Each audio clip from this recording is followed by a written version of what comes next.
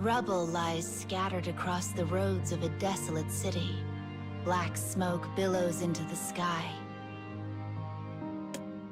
These things serve as scars of the battle between the local military and a terrorist organization. Amidst the smoke and flame, a platoon leader gives orders to his wounded yet victorious squad. Find survivors, treat the injured, watch for enemy remnants. Once the orders are given, he leaves his post and begins aiding in the search. Soon, he comes across a pair of trembling sisters in the tumble-down skeleton of a building. Despite the obvious fear on the elder girl's face, she wraps the younger in her arms and stares at the man with defiance. He gives her a soft smile, then dives into a pocket and produces a bit of candy that he hopes might serve as a peace offering. But she has gone through horrors he cannot even imagine, and the gift only serves to tighten her grip. The only sound is the lonesome howl of the wind. Suddenly, the silence is betrayed by the rumble of the young girl's empty stomach. The man snorts despite himself, then immediately regains his composure and apologizes for the disrespectful display. "My sister is hungry," mutters the elder through flushed cheeks.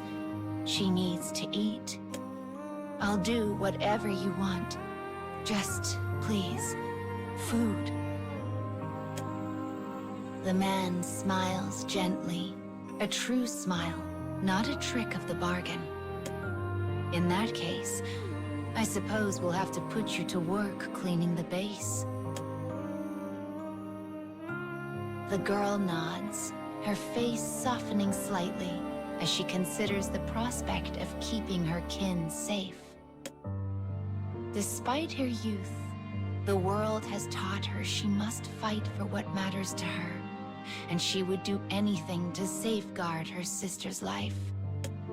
Tasked with the lives of his troops, the man recognizes this instinct in her, and he swears then and there to show this small kindred spirit the utmost respect.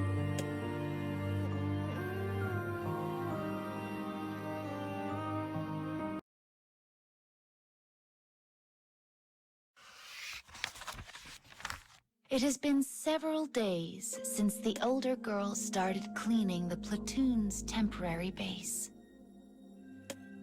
She cleans and she cleans and she cleans, all for the sake of her sister. Her hard work brings considerable comfort to the troops, and she quickly becomes their star.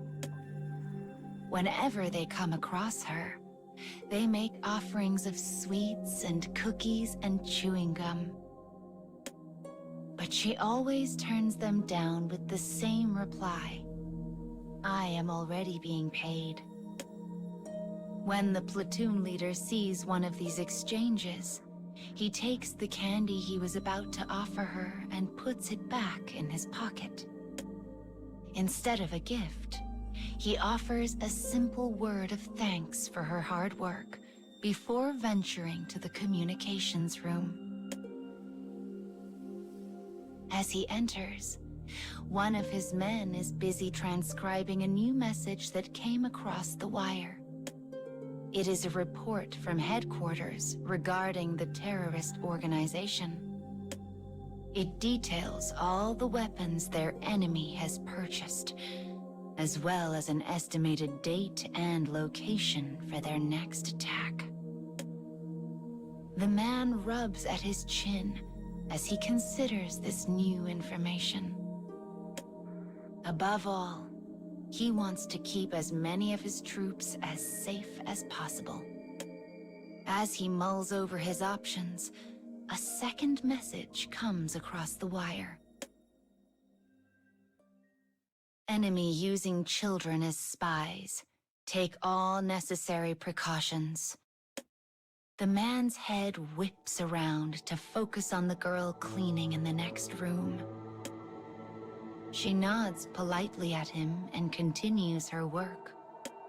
Beside her, her little sister waves happily.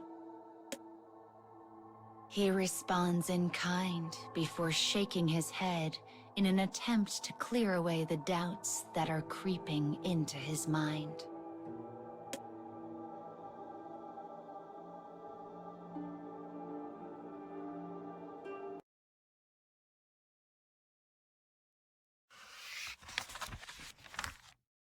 Late that night, the man sits in his room planning their next operation.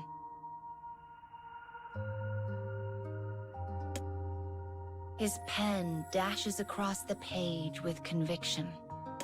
If he can pull this off, it will decimate the terrorist organization without claiming the lives of any of his platoon.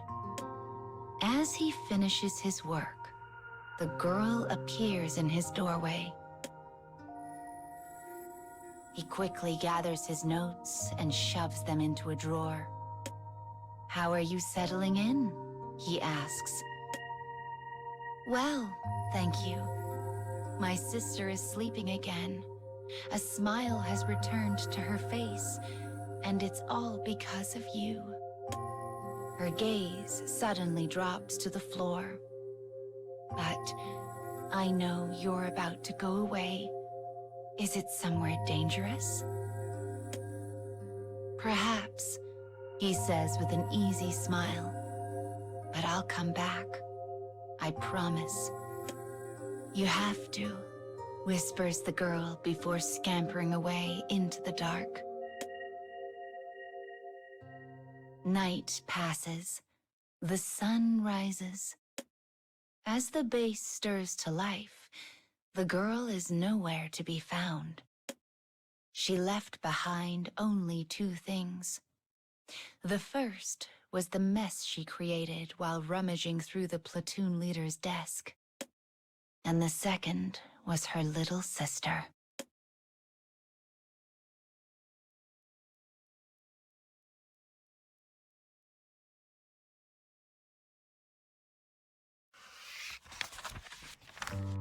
Though some of his men suffered minor injuries, the platoon emerges from their next fight victorious and whole.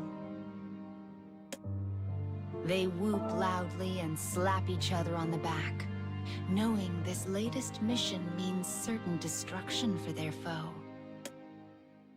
From a distance, the platoon leader and abandoned girl watch the celebration with clouded expressions. "Where's my sister?" asks the child as she holds back tears. The man pauses, trying and failing to find a way to tell her of the older girl's end. She had been a spy for the terrorists. She chose that path in order to protect her sister. But she failed. The information she stole from the leader's room was false. He had left it there on purpose. Her stealing it had been his plan all along. Acting on the false information, the terrorists arrived at what they thought was their own ambush, only to find the tables turned. It all went exactly as he had planned it, save for the moment the terrorists enacted their revenge against the older girl. No, don't lie to yourself. You knew that was always a possibility. He had weighed the lives of his entire platoon against that of a single young girl and made his decision.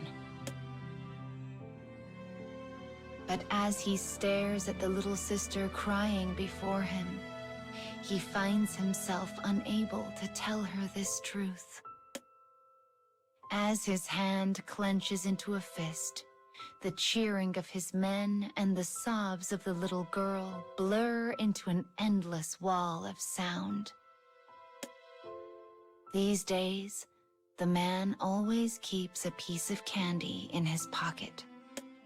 He does so in the hope he will never forget the weight of all his sacrifices.